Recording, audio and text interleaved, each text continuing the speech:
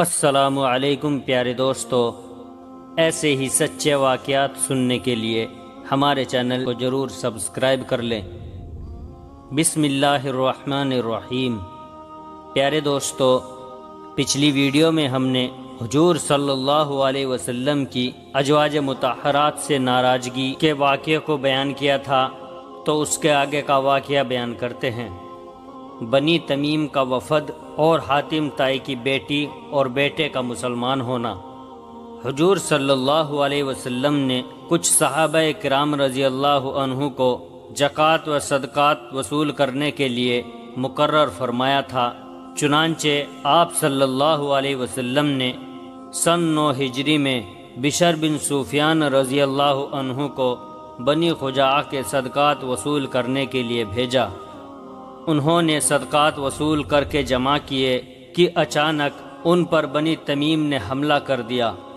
وہ اپنی جان بچا کر کسی طرح مدینہ آ گئے اور سارا واقعہ حضور صلی اللہ علیہ وسلم کو کہہ سنایا۔ حضور صلی اللہ علیہ وسلم نے بنی تمیم کی سرکوبی کے لیے حضرت عیینہ بن حسن فزاری رضی اللہ عنہ کو 50 سواروں کے ساتھ بھیجا۔ انہوں نے بنی تمیم پر ان کے صحرا میں حملہ کر کے ان کے 11 مردوں، 21 عورتوں اور 30 لڑکوں کو گرفتار کر لیا اور ان سب قیدیوں کو مدینہ لائے۔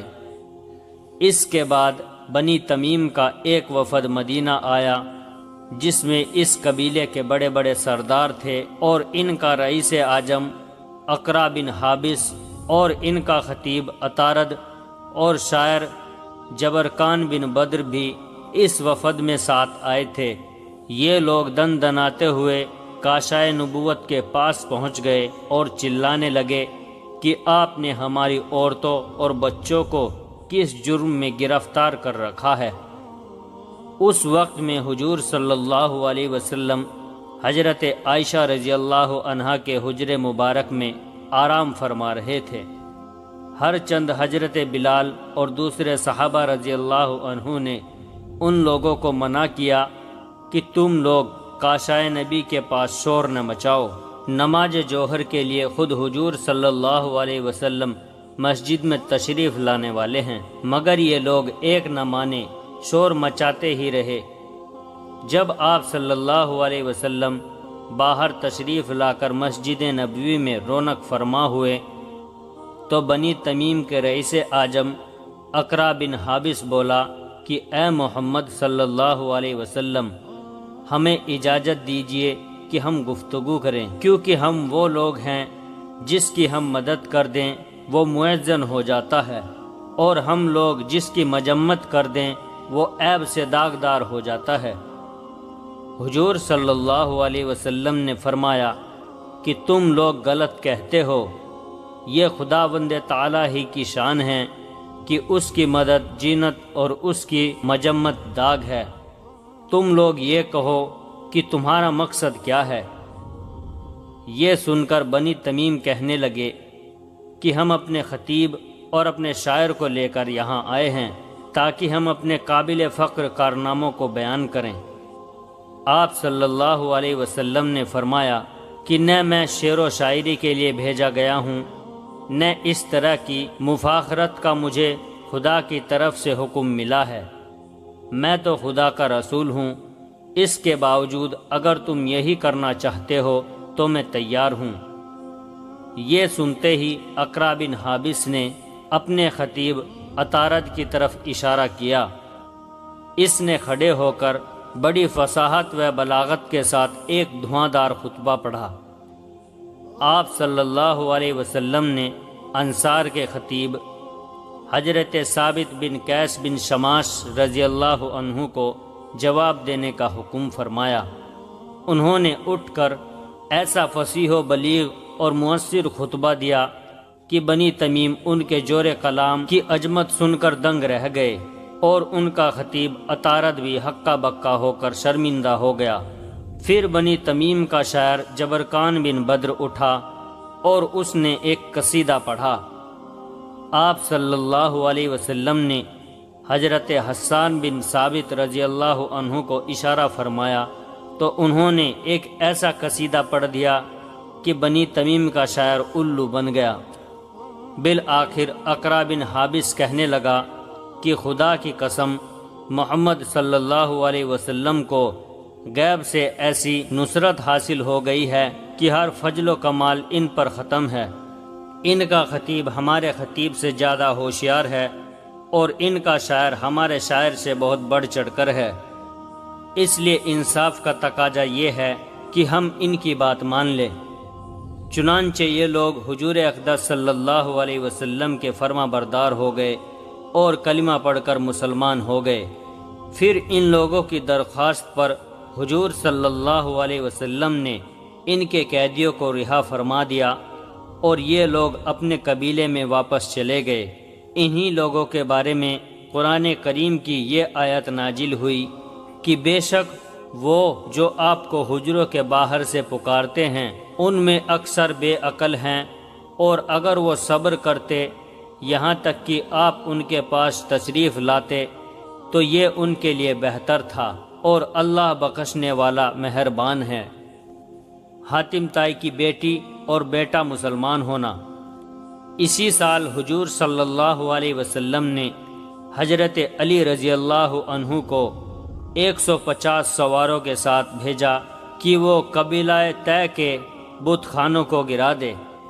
ان لوگوں نے شہر میں پہنچ کر بت خانوں کو توڑ ڈالا اور کچھ اونٹوں اور بکریوں کو پکڑ کر اور چند عورتوں کو گرفتار کر کے یہ لوگ مدینہ لائے۔ ان قیدیوں میں مشہور سخی حاتم طائی کی بیٹی بھی تھی۔ حاتم طائی کا بیٹا عتی بن حاتم بھاگ کر ملک شام چلا گیا۔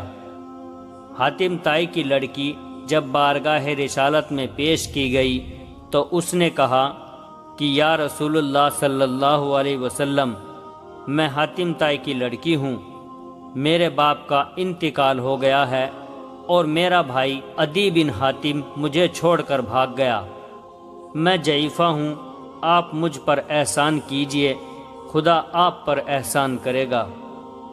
حضور صلی اللہ علیہ وسلم نے ان کو چھوڑ دیا اور سفر کے لیے ایک اونٹ بھی عنایت فرمایا۔ یہ مسلمان ہو کر اپنے بھائی عدی بن حاتم کے پاس پہنچی اور اس کو حضور صلی اللہ علیہ وسلم کے اخلاق نبوت سے آگاہ کیا اور رسول اللہ صلی اللہ علیہ وسلم کی بہت زیادہ تعریف کی۔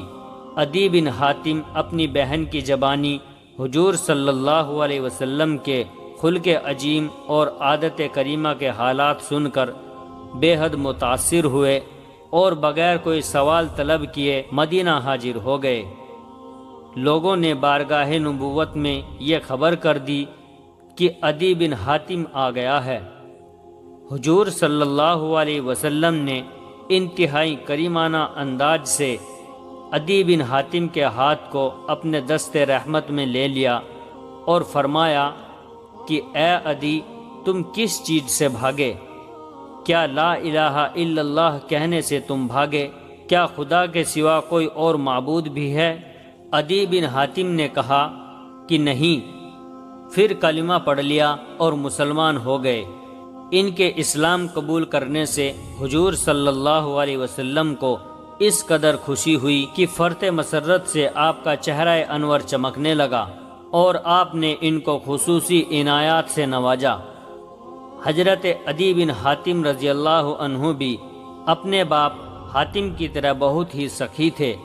حضرت امام احمد ناقل ہے کہ کسی نے ان سے 100 درہم کا سوال کیا تو یہ خفا ہو گئے اور کہا کہ تم نے فقط 100 درہم ہی مجھ سے مانگا، تم نہیں جانتے کہ میں حاتم کا بیٹا ہوں؟ خدا کی قسم، میں تم کو اتنی حقیر رقم نہیں دوں گا۔ یہ بہت ہی شاندار صحابی ہیں۔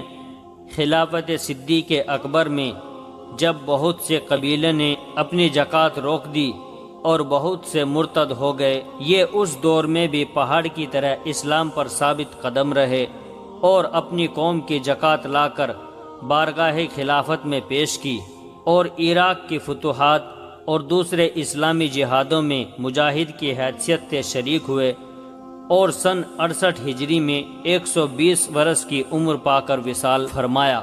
صحاح ستہ کی ہر کتاب میں آپ رضی اللہ عنہ کی روایت کردہ حدیث مذکور ہے۔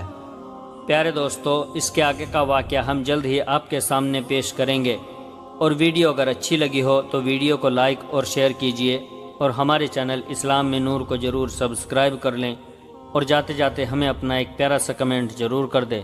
السلام علیکم ورحمۃ اللہ وبرکاتہ۔